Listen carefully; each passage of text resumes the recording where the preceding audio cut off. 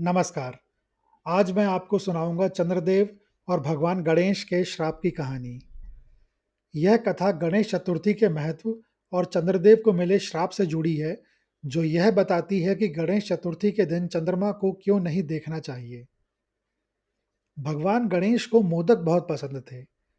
एक बार उन्हें विभिन्न देवताओं और ऋषियों ने ढेर सारे मोदक अर्पित किए।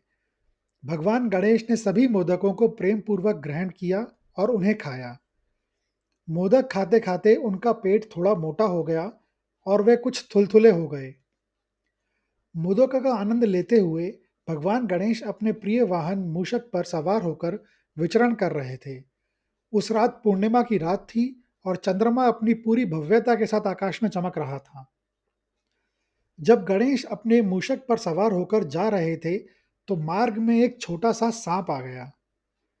गणेश के मूषक ने सांप को देखा और डरकर अचानक रुक गया। इस आकस्मिक रुकने के कारण पेट भरे हुए भगवान गणेश अपने मूषक से नीचे गिर पड़े। गिरते ही उनके पेट पर बंधा हुआ नाग, जो उनकी पहचान का हिस्सा है, खुल गया और उनके मोदकों से भरा पेट बिखरने लगा। भगवान गणेश ने तुरंत नाग को उठाया और उसे वापस अपनी जगह पर लपेट लिया ताकि उनका पेट फिर से बंध जाए। यह सब करते हुए भी उन्होंने अपनी प्रसन्नता या विनोद वृत्ति को नहीं खोया।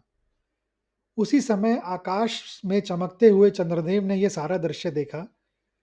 चंद्रदेव को अपने सौंदर्य और चमक पर बहुत घमंड था।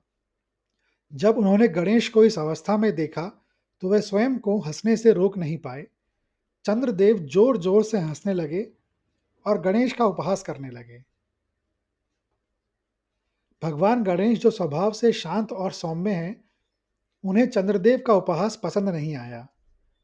उन्हें यह अपमानजनक लगा कि चंद्रदेव एक ऐसी स्थिति पर हंस रहे हैं जो उनकी व्यक्तिगत थी और जिसमें कोई बुराई नहीं थी। क्रोधित होकर भगवान गणेश ने चंद्रदेव को श्राप दिया। उन्होंने कहा, हे चंद्र, तुम्हें अपने रूप और सौंदर्य पर बहुत घमंड है और तुम दूसरों का उपहास करते हो। आज से तुम्हें कोई नहीं देखेगा। जो कोई भी तुम्हें देखेगा, उसे कलंक लगेगा, उस पर झूठा आरोप लगेगा या उसे अपमानित होना पड़ेगा। चंद्रदेव यह सुनकर भयभीत हो गए। उनका मुखमंडल तुरंत काला पड़ गया और उनकी चमक फीकी पड़ गई। उन्हें अपनी गलती का एहसास हुआ और वे तुरंत भगवान गणेश के चरणों में गिर पड़े। उन्होंने अपनी गलती के लिए क्षमा याचना करी और श्राप वापस लेने की विनती भी करी। अन्य देवता भी जो वहां उपस्थित थे, चंद्रदेव की इस दशा को देखकर चिंतित हुए। वे जानते थे कि चंद्रमा के बिना पृथ्वी पर जीवन चक्र प्रभावित हो सकता है। उन्होंने भी भगवान गणेश से प्रार्थना करी कि वे अपने श्राप को नरम करें।